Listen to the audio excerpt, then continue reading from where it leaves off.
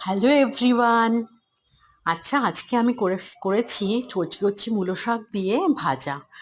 এটা কিন্তু খেতে খুব হেলদি আর টেস্টিও হয়। কচি কচি মূলো শাকগুলোকে আমি আগে ভালো করে ধুয়ে নিয়ে কুচিয়ে নিয়েছি, কুচিয়ে নিয়ে আরেকবার ধুয়ে নিয়ে আমি এগুলোকে কড়াইতে গরম তেল দিয়ে দিয়েছি। কড়াইতে গরম তেল দিয়ে গরম তেলের ভেতরে আমি ফোড়ন দিয়েছি সর্ষে আর শুকনো লঙ্কা। সর্ষে আর শুকনো লঙ্কা ফোড়ন দিয়ে এবারে আমি শাকটাকে দিয়ে দিয়েছি।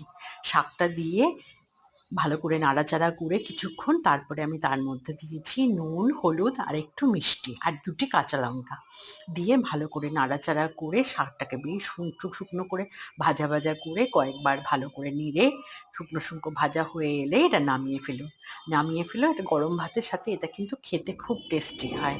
মায়ের হাতে খেতে তো ভীষণ ভালো লাগতো। আজকে আমিও একটু ট্রাই করে দেখলাম কেমন হয় খেতে।